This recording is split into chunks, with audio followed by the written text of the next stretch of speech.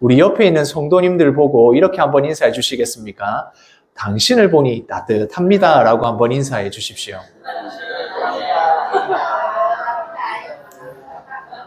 물론 우리가 추우면 따뜻한 데 가야 되고 날로 쬐야 되고 따뜻한 옷을 입어야겠지만 우리의 마음을 따뜻하게 하는 것은 결국 바로 나의 모습을 보는 사람을 통해서 마음이 따뜻해질 수 있습니다. 영대교회 성도님들, 아주 추워지는 날씨 가운데, 이 한 주간의 삶 가운데 다른 분들이 내 얼굴만 봐도 따뜻하다라고 느껴지도록 추운 표정 말고 따뜻한 표정으로 이 한 주간을 보내셨으면 좋겠습니다. 우리가 지금 출애굽기 말씀 중에서 성막에 대해서 다루고 있습니다. 이 성막은 단순히 그 시대에 만들어진 하나님을 예배하는 장소가 아니라 이 성막의 구조와 그 형식과 의미를 통해서 오늘날 우리가 어떠한 예배를 드려야 하는가, 예배를 드리면서 우리가 어떤 마음을 가져야 할까, 이것들을 우리가 살펴볼 수 있는 아주 중요한 말씀이기도 합니다. 출애굽기 말씀을 읽어보면 이 내용들이 참 읽기가 어려운 부분들이 분명히 있지만 이 말씀을 통해서 은혜 받을 수 있는 바로 그 포인트들이 있는 것입니다. 오늘 성막을 이야기하면서 제사장의 위임식 다음에 조금 더 구체적으로 성막을 만드는 것, 그 성막에 들어있는 것들의 어떤 부수적인 것들이 어떻게 만들어져야 되는지를 말씀하고 있습니다. 그 내용을 가지고 우리가 예배 드리는 것과 어떻게 연결할 수 있을지를 한번 살펴보려고 합니다. 성막의 그 그림을 보시면 이 성소에 들어가면 성소는 모두가 다 사면으로 막혀 있습니다. 순금으로 쌓여있는 나무늘판으로 전부 둘러싸고 있어서 그 안을 함부로 들어가거나 볼 수가 없습니다. 거기에 위에는 덮개를 씌우고 있죠. 그래서 사중으로 덮고 있는데 가늘게 짠 배실, 그것도 청색, 자색, 홍색 그 염색한 귀한 재료로 한 겹을 싸고 또 그 위에는 염소의 털을 덮고 수양의 털을 덮고 제일 위에는 해달의 그 가죽을 덮어서 비도 맞고 다른 외부의 것들이 들어오지 못하게 할 뿐만 아니라 그 안을 볼 수 없게 되어 있습니다. 성소뿐만이 아니라 성막 전체가 볼 수가 없습니다. 그림을 보시면 밖에 외벽이 있고 그 기둥 사이에 세마포천을 다 둘러서 키 큰 사람이라도 볼 수 없을 정도의 높이로 다 막을 쳐놨습니다. 그래서 함부로 보거나 들어갈 수 없게 만들어져 있습니다.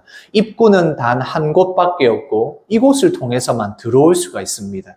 하나님께서 이스라엘 백성들과 함께 하시기 위하여 성막이 있지만 그 성막에 함부로 다가가거나 볼 수 없다는 것을 우리에게 분명하게 보여줍니다. 우리가 하나님 앞에 예배드리러 나올 때 우리가 하나님 앞에 나오는 것은 하나님께서 우리에게 나오라고 하셔서 우리에게 예배의 자리를 마련해 주셔서 나올 수 있는 것이지만 그 예배를 드리는 우리는 함부로 하나님 앞에 나아갈 수 없다는 것을 생각을 해야 합니다. 이스라엘 백성들에게 계속해서 이야기하는 것, 하나님이 함께 하신다. 그러나 하나님 앞에 우리가 함부로 나아갈 수 없다는 걸 이스라엘 백성들에게 계속해서 이야기합니다. 그래서 거룩함이라는 것, 구별된다는 것이 무엇인지를 이 이스라엘 백성들에게 가르쳐주고 있는 것입니다. 그러나 이 성막 안에서 하나님의 백성들이 나아갈 수 있도록 그 길을 열어주셨습니다. 그 역할을 하는 사람이 바로 제사장입니다. 제사장이 입고 있는 옷에서 그리고 그 위임식을 통해서 중보자의 역할을 하는 사람이라는 걸 알 수 있습니다. 걸어 다니는 하나님의 성막이기도 하고 또한 백성들의 대표이기도 하면서 하나님께서 친히 구별하여서 제사장을 통하여서 하나님 앞에 나아올 수 있다. 이 이스라엘 백성들의 죄를 대제사장이 가지고 하나님 앞에 나와서 해결할 수 있다. 또한 하나님 앞에 말씀을 받고 은혜를 받은 것을 백성들에게 이 중보자인 제사장을 통해서 전달하게 됩니다. 우리의 예배는 어떻습니까? 기름 부음 받은 자인 예수 그리스도, 그 예수 그리스도가 우리의 중보자가 되어 주셔서 예배의 자리에 나올 수 있는 것입니다. 예수 그리스도를 통하여서 우리가 죄의 문제를 하나님 앞에 해결받고 또한 하나님이 주시는 말씀을 예수 그리스도를 통하여 우리가 받음으로 말미암아 이 예배가 온전하게 드려질 수가 있는 것입니다. 바로 이 기본적인 이 모든 것이 성막을 통해서 알 수 있는 부분입니다. 우리가 주일에 예배를 드린다라고 했을 때 예배 드리는 것이 어떤 것이 중요하냐? 어떤 찬양을 하느냐? 분위기가 좋으냐? 아니면 오늘 말씀이 좋았느냐? 싫었느냐?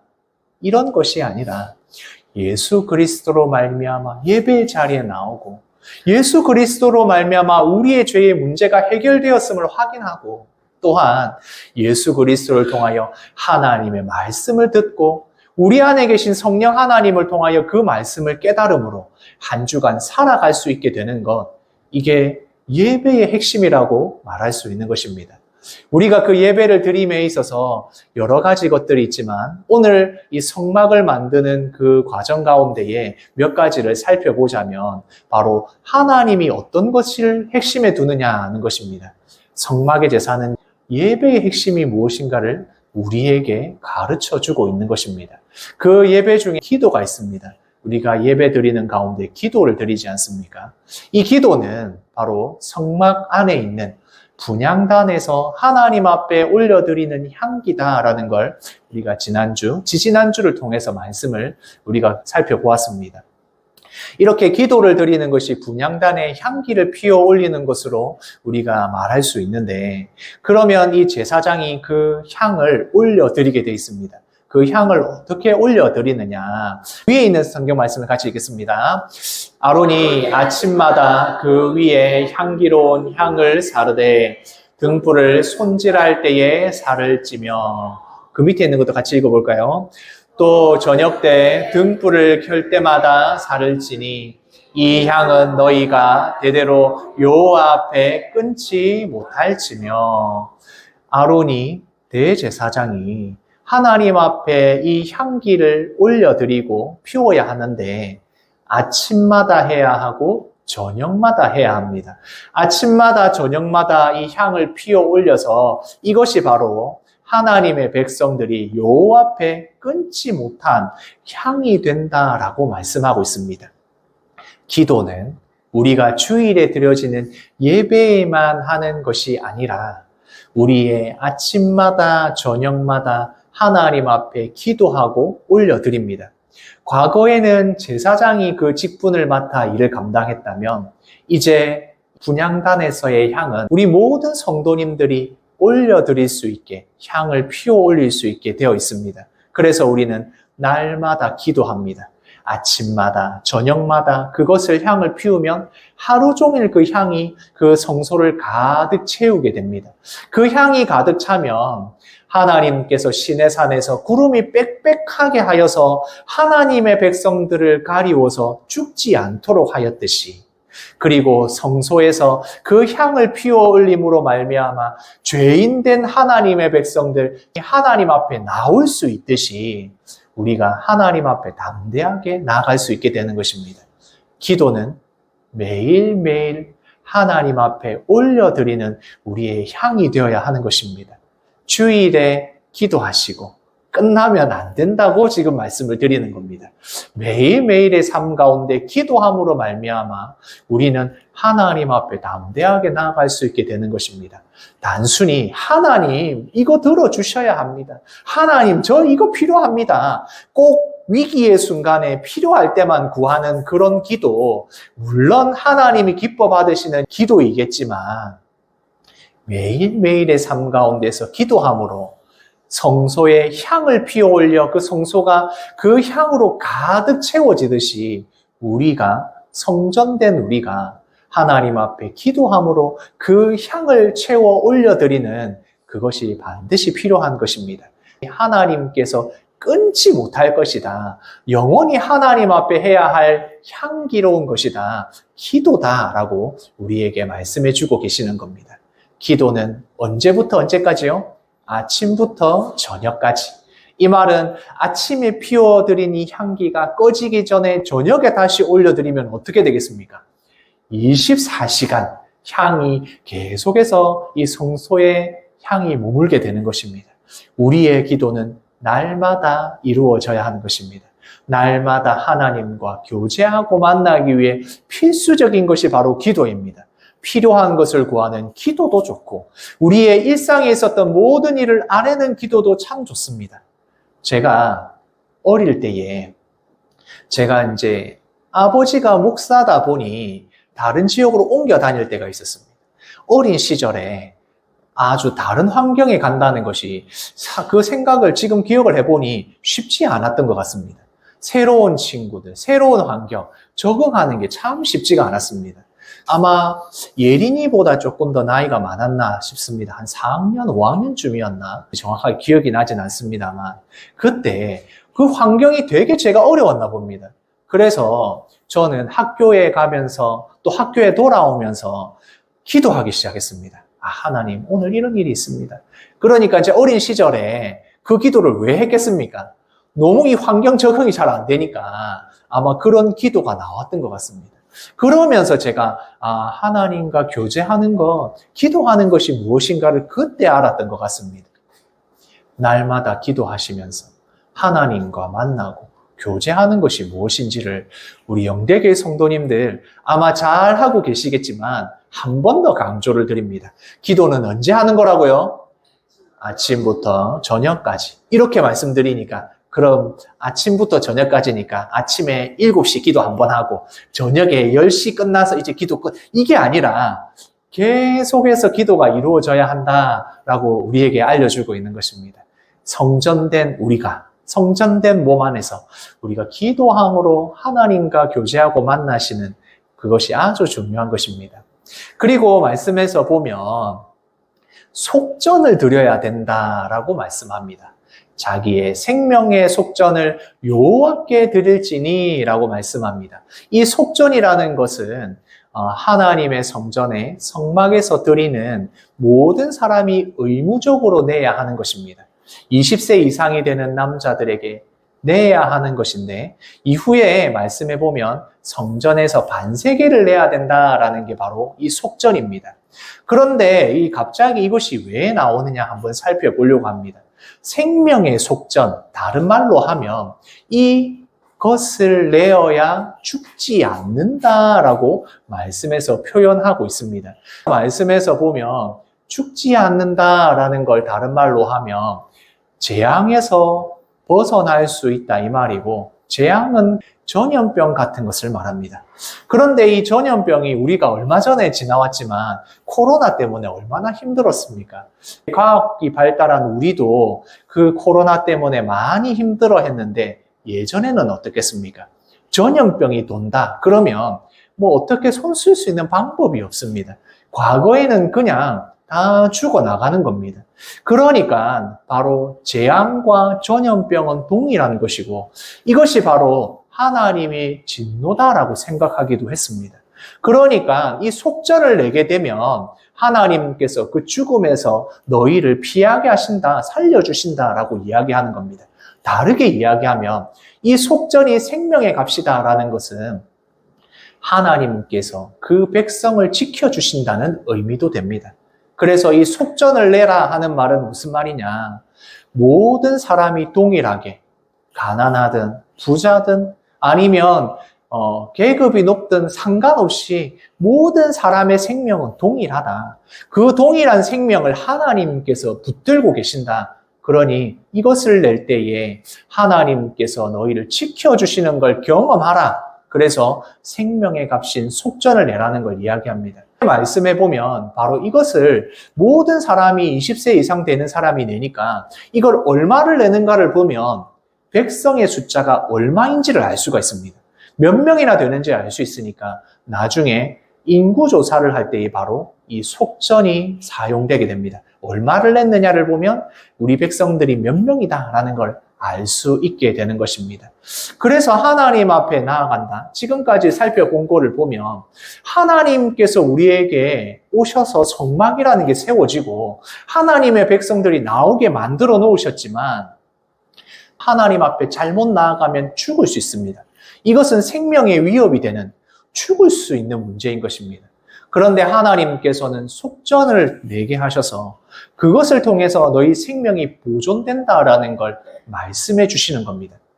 위험하지만 죽을 수 있는 그 모든 상황에서 하나님이 너희를 지켜주신다라는 걸 속전을 통해서 보여주시는 겁니다.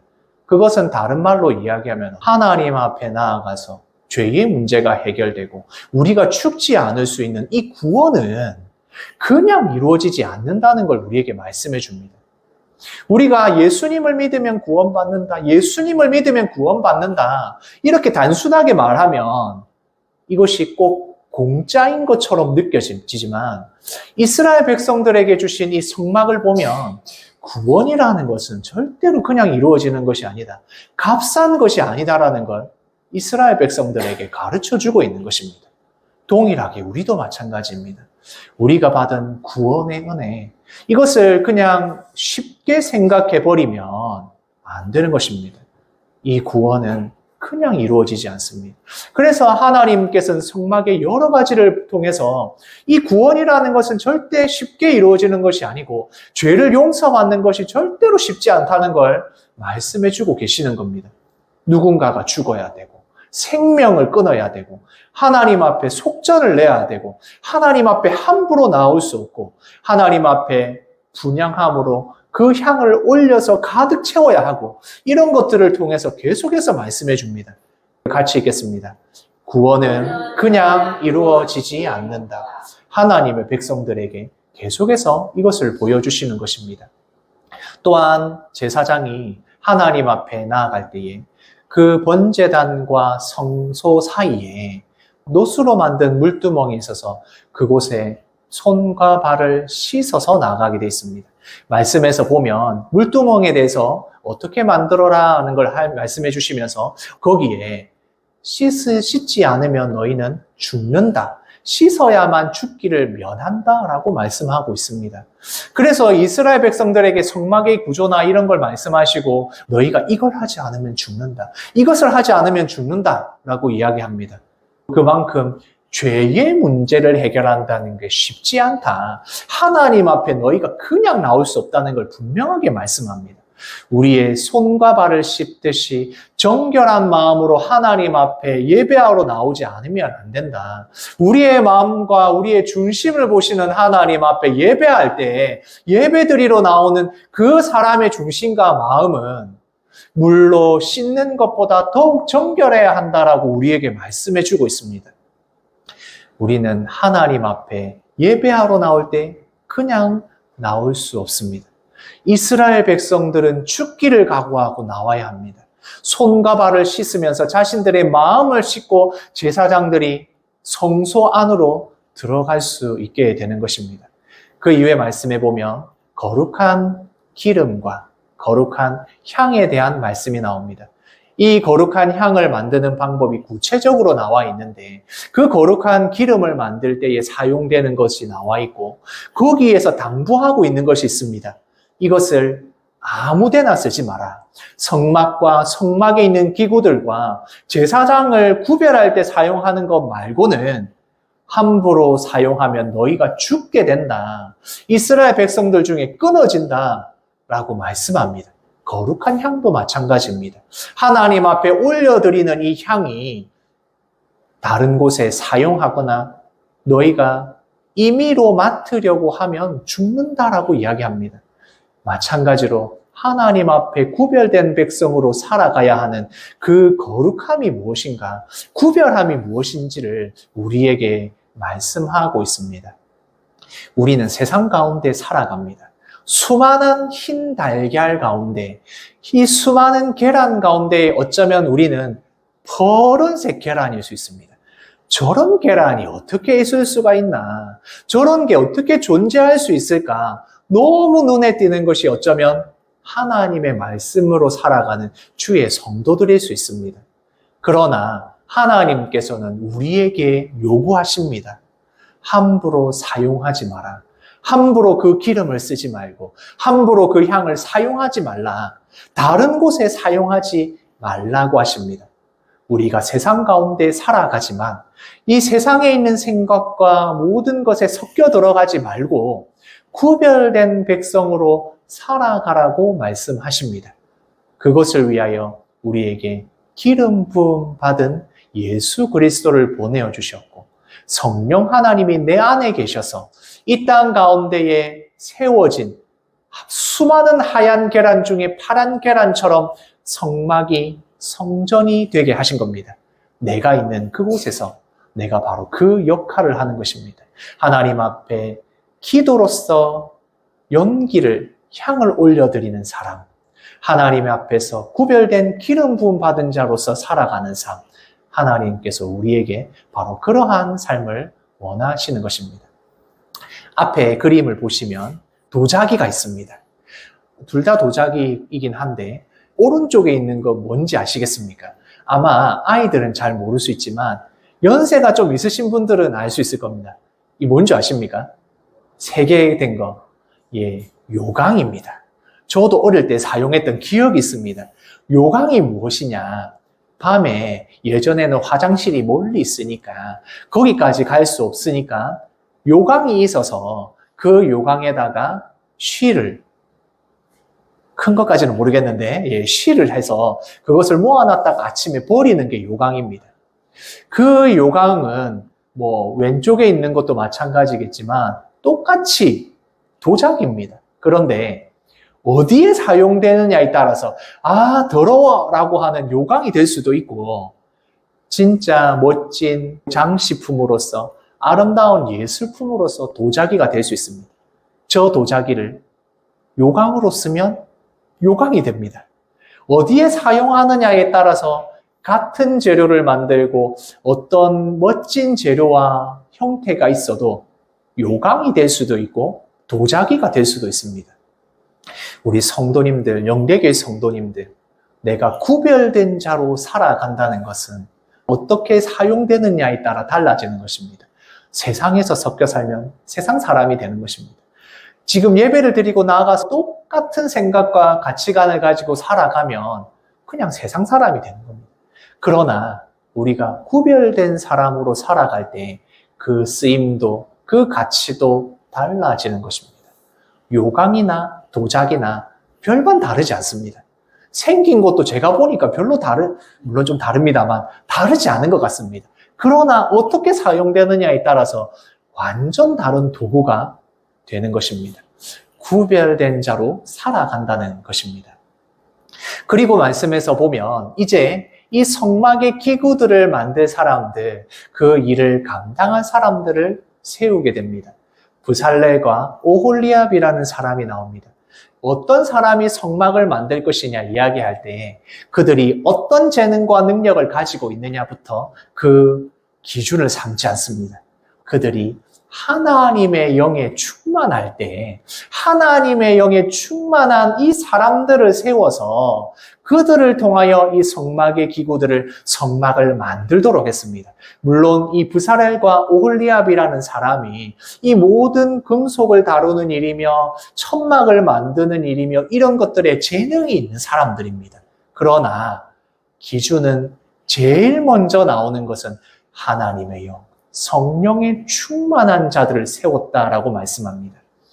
우리가 교회에서 예배를 드리고 이 일을 감당하기 위하여 직분자들을 세우고 그리고 그 직분자들을 통하여 교회가 하나님의 일을 감당하게 됩니다. 각자의 재능과 각자가 가지고 있는 그 달란트대로 주의 일을 감당합니다. 그러나 그가 얼마나 큰 재능을 가졌냐보다 더 중요한 것은 성령이 충만한 자인가? 성령 하나님이 충만할 때 그 사람의 재능과 그 능력이 교회 가운데 직분으로 드러나게 됩니다. 그 직분을 감당할 수 있는 능력이 되는 것입니다. 그래서 교회는 능력 많은 사람을 세우지 않습니다. 교회는 일 잘하는 사람을 뽑아서 세우는 데가 아닙니다. 성령에 충만한 자, 하나님의 영에 충만할 때에 교회의 직분을 감당할 수 있습니다.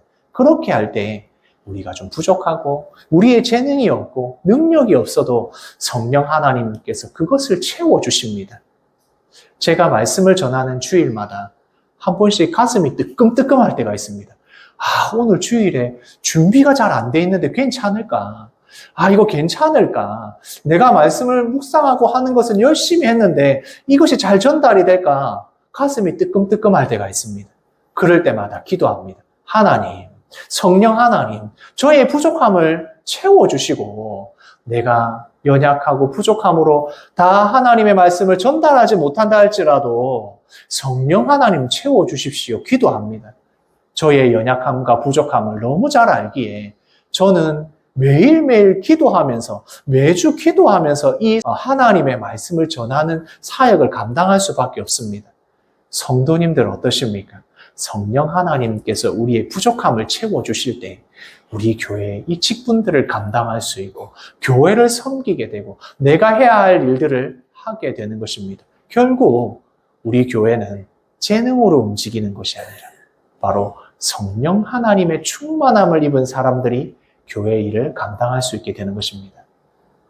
그리고 나서 이 성막을 만드는 이야기를 하다가 갑자기 너희는 나의 안식일을 지키라 라고 안식일에 대한 말씀이 나옵니다. 이 성막을 만드는 그 모든 것들이 천지창조가 이루어지는 그 순서대로 된 것처럼 마지막에 안식일을 지키라 라고 말씀합니다. 그런데 천지창조할 때나 십계명을 줄 때와 그리고 여기서 나의 안식일을 지키라 할 때 조금 느낌이 다릅니다. 여기서 나의 안식일을 지키라 라고 말씀을 했을 때 여기에서 너희의 모든 일을 쉬고 일상의 일을 쉬고 쉬어라. 그렇지 않으면 어떻게 되어 있습니까? 같이 읽겠습니다. 그 백성 중에 생명이 끊어지리라. 여기에서 강조하고 있는 부분이 무엇이냐? 안식일은 하나님 앞에 거룩하게 구별된 날로서 예배드리고 제사하는 날이고 안식하는 날인데 이 날에 너희의 일상의 모든 일을 놓고 쉬지 않으면 구별된 날로 지키지 않는다면 무엇이 끊어진다고요? 생명이 끊어진다. 다른 말로 해볼까요? 주의 백성들이, 성도들이 예배를 드리지 않으면, 예배에 드리지 않는다면 너희의 생명이 끊어진다. 우리가 예배를 드리지 않으면 나의 영적인 생명이 끊어지고 하나님과 교제하고 만나지 않으면 그 백성이 구별된 삶을 살아가지 않으면 영적으로 죽게 된다. 하나님과 끊어지면 생명이 끊어지는 것이고 생명이 끊어지면 어떻게 됩니까? 죽는 것입니다. 그래서 예배는 우리의 생명이 되는 것입니다. 출애굽기에서 이스라엘 백성들에게는 진짜 생명이 끊어진다고 이야기를 했고 지금 우리에게는 예배를 드리지 않으면 그냥 이게 의미만 전달이 되는 것일까요? 아닙니다. 우리의 영적인 것이 죽으면 결국에는 우리는 죽게 됩니다. 예배를 드린다는 것, 우리의 생명의 문제입니다. 생명의 문제를 그냥 쉽게 생각할 수 있습니까? 다른 일과 바꿀 수 있겠습니까? 우리의 영이 죽어가는데 내가 죽는다는데 그냥 단순히 생각할 수 있겠습니까? 생명이 끊어지지 않기 위하여 간절하게 하나님 앞에 예배드려야 하고 어떤 일도 다 제쳐놓고 하나님 앞에 나와 예배드려야 하는 것입니다. 바로 안식일을 계속해서 이야기하는 이유가 여기 있습니다. 또한 우리가 예배를 드리지 않으면 세상에서 살아가면서 사람들과 똑같아집니다. 예배는 하나님의 사람들에게는 바로 생명이 되는 것입니다. 지금 물고기가 어디에 나와 있습니까? 밖에 나와 있죠. 물 밖에 물고기가 나오면 어떻게 되겠습니까? 그래, 이제 물속에 내가 오래 살았으니 뭐 한 번쯤 나와 있어 보지 라고 생각하면서 물고기가 밖으로 나오면 어떻게 되겠습니까? 물고기는 죽습니다.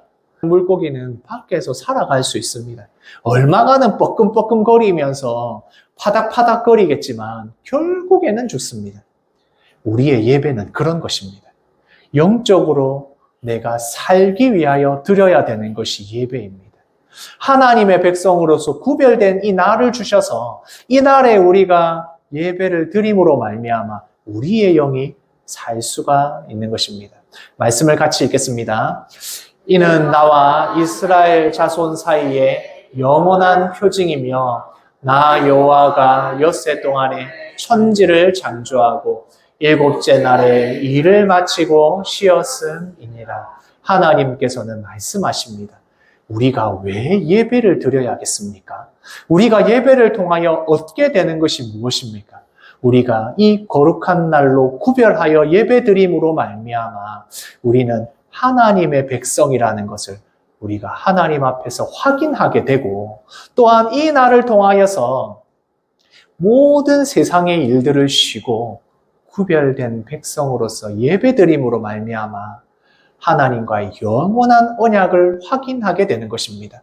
영적으로 공급받아 살아가게 되는 것입니다. 그래서 하나님은 안식일에 대하여 너희 생명이 끊어지지 않도록 이 예배를 지켜라, 제사 드려라, 안식일을 지키라고 성막을 만드는 그 마지막에 기록을 하고 있는 것입니다. 우리가 하나님 앞에 예배 드린다는 것, 그것은 성막을 통하여 볼 수 있는 많은 의미들이 있습니다. 특별히 예배가 무엇인지를 우리가 함께 살펴보았습니다.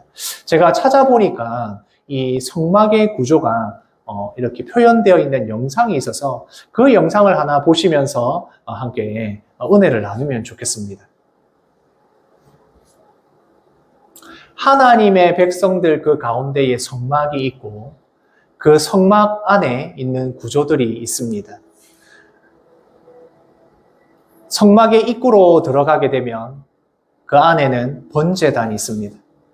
백성들이 그 번제에 쓸 것을 가지고 와서 자기 스스로 그것을 죽이고 그 제물의 피를 번제단에 있는 뿔에 바르게 됩니다. 그리고 제사장은 물두멍에서 손과 발을 씻고 성소 안으로 나아가게 됩니다. 성소는 그 입구를 통해서 들어가게 됩니다. 성소는 아까 전에 말씀을 드렸던 것처럼 여러 겹을 쌓아서 밖에서 볼 수 없고 어떠한 빛도 들어가지 않습니다. 오직 유일하게 있는 그 등잔불의 불만이 그곳을 밝히고 있습니다. 성소 안에 들어가면 가운데에 있는 분향단에서 향기가 피어 올라가고, 그리고 등불이 그 하나님의 백성들을 비추고 있는 그 등불이 있습니다. 진설명당에는 이스라엘 백성들이 12명에 있고 그 분향단 사이에서 하나님 앞에 향기로 올려드리고 있습니다. 그리고 그 지성소로 들어가는 곳에는 그것이 수가 놓여져 있고 언약궤가 그 지성소 안에 있습니다. 지성소 안에는 뭐가 들어있는지 잘 알고 계시죠? 하나님의 언약 안에서 이스라엘 백성들이 말씀대로 살아야 되지만 그 말씀대로 살아가지 못하는 그것을 보시고 하나님께서 시은소를 통하여서, 시은자를 통하여서 하나님의 은혜가 무엇인지를 깨닫게 하는 바로 그 성소, 그것을 통하여 우리가 예배가 무엇인지를 깨닫게 되는 것입니다. 오늘 말씀을 통하여 세 가지를 생각하겠습니다. 첫 번째 함께 읽겠습니다. 성막은 예배 공동체를 위한 것입니다. 이 성막은 바로 예배를 위한 공동체, 이스라엘 백성들, 지금 우리 교회 성도들을 위하여 주셨습니다. 말씀을 읽으시면서 그 은혜를 나누시고 또한 설교 말씀을 들으시면서 바로 이 성막에서 주시는 하나님의 은혜가 무엇인지를 깨달으셨으면 좋겠습니다. 두 번째 같이 읽겠습니다. 예수님이 값을 치르셨습니다. 성막이나 아니면 성막에서 제사 드리는 모든 과정들은 계속해서 이야기해 줍니다. 죄의 문제를 해결하는 것이 결코 쉽지 않다. 죄의 문제를 해결하는 것은 중보자를 통하여 가능하다. 결국에는 예수 그리스도께서 그 값을 치르셔서 우리가 예배 자리에 담대하게 나올 수 있고 예수 그리스도께서 주신 그 구원의 은혜를 우리가 찬양하게 되는 것입니다. 세 번째 같이 읽겠습니다. 예배는 세상과 구별되는 방법입니다. 우리가 세상과 구별된 자로 살아가는 것, 1번이 바로 예배를 드리는 것입니다. 주의 날을 지키고 이 날을 통하여 바로 예배를 통하여 하나님의 백성, 하나님의 언약, 하나님의 말씀을 우리가 무엇인지를 깨닫고 구별하는 것입니다. 나를 구별하고 하나님의 백성으로 살아가는 가장 중요한 방법이 되는 것입니다. 세상과 구별되는 방법으로 제일 첫 번째, 주의 날을 지키시고 또한 오늘 예배드림으로 말미암아 이 한 주간의 삶이 온전히 세상과 구별되어 거룩한 삶을 살아가시는 우리 영대교회 성도님들 되시기를 소원합니다.